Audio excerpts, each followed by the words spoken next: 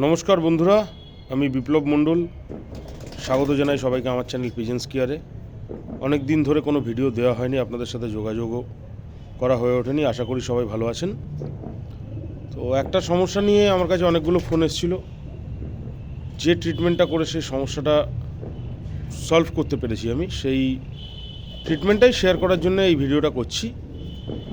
ইদানিং ম্যাক্সিমাম ঘরে যারা ব্রিডিংয়ে পায়রা বসিয়েছেন একটা সমস্যার সম্মুখীন হতে হচ্ছে। ডিম জমে যাওয়ার পরে ডিমের খোলাটা তুবড়ে যাচ্ছে এবং বাচ্চা ভেতরে মারা যাচ্ছে, অথবা কিছু কিছু পায়রার ডিমের খোলা এত পাতলা হচ্ছে ডিম পাড়ার পরে ডিমটা ভেঙে যাচ্ছে। তো সেক্ষেত্রে ভেটেরিনারি ক্যালসিয়াম ভিটামিন অনেক কিছু ইউজ করেছে অনেকে, সেগুলোও জানিয়েছেন, বা হিউম্যান মেডিসিনের ক্যালসিয়াম ভিটামিনও অনেক কিছু ইউজ করেছেন। সেগুলো তো খুব ভালো ফল না পাওয়ার পরে অনেকে আমাকে ফোন করেছেন।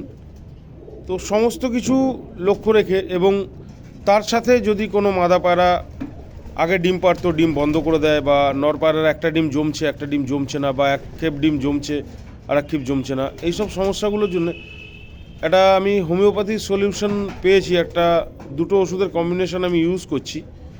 ইউজ করার পরে খুব ভালো ফল পাচ্ছি। যে বাড়িতে আমি ইউজ করেছি সেখানে খুব ভালো রেসপন্স আছে। ডিম বাচ্চার ক্ষেত্রে খুব ভালো রেসপন্স হচ্ছে।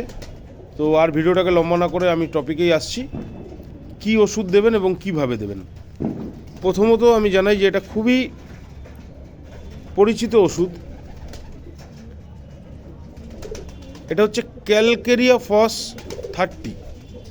ক্যালকেরিয়া ফস 30 এটা ক্যালসিয়ামের ওষুধ, হোমিওপ্যাথি, এবং এটা একটা মাল্টিভিটামিন। এটা হচ্ছে আলফা আলফা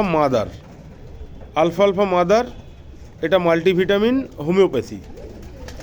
এই দুটো ওষুধ যদি আপনারা পায়রা হিসেবে দেন, এটা 2 ফোঁটা ওটা 2 ফোঁটা 2 ml জলের সাথে করে প্রত্যেক দিন সকালবেলা খালি পেটে পায়রাকে দিতে পারেন।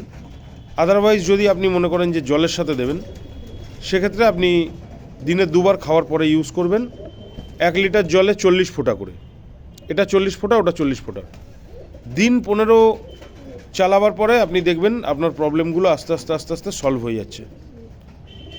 আর আশা করি আপনাদের উপকার হবে, সেই আশা নিয়েই ভিডিওটা করা।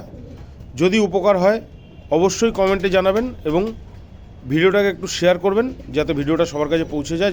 যাদের সমস্যা আছে তারা এই ট্রিটমেন্টটা ইউজ করে প্রবলেমটা সলভ করতে পারে। নমস্কার।